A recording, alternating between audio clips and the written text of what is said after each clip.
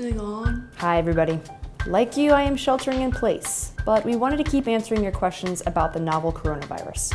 So here it goes. Hope I'm in focus. Is it just me, or does anyone else get a twinge of fear whenever you sneeze or cough? I'm calling it corona paranoia. It might be exacerbated by the fact that it's allergy season. Not sure if you noticed. And we're still in the last few weeks of the flu season. So there's a lot of sniffles and coughs going around, which can get a little worrisome. But as North Carolina hospitals brace for an influx of coronavirus patients, Dr. Dana Newt says it's important to slow our roll and make sure we don't overload the hospitals. You know, unfortunately, when people worry, they tend to go to the hospital. And while we often can take care of people, unfortunately, that's not the best place for people that have very mild symptoms at this point for two reasons. One, it means that the doctors can't spend the time or the resources, and the nurses don't have the resources for the people that are really, really sick that we need to be helping.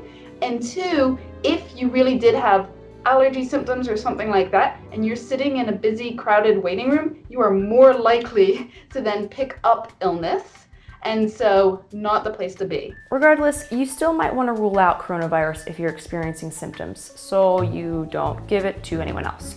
So is it possible to tell the difference between the coronavirus, the flu, and seasonal allergies? Let's go through a checklist. Love lists. When people with allergies inhale pollen, their bodies perceive it as a threat. They deploy chemicals called histamines into the blood, leading to obnoxious symptoms like sneezing, coughing, sore throat, runny nose, itchy, watery eyes. But notice, fever is not on that list, and it's a primary symptom of the novel coronavirus. The flu is a little more difficult to distinguish from the novel coronavirus because they're both respiratory illnesses, so they both can manifest as fever, extreme exhaustion, body aches, dry cough, chills, and headache. There are a couple things that seem to be differentiating. For example, coronavirus, shortness of breath.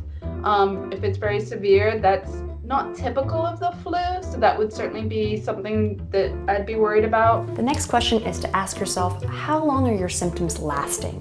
Flu tends to resolve itself in a week. Allergies remain consistent unless you take allergy medication. But the coronavirus, according to the CDC, the incubation period, which is the time before the disease presents any symptoms, could be 5 to 14 days. Then after that, symptoms can linger for up to 2 weeks. If you do think that you have the coronavirus, health experts in North Carolina are asking that you self-quarantine. Currently, we're recommending that people that have mild symptoms to just stay at home. That way, hospitals can prioritize patients with those serious symptoms.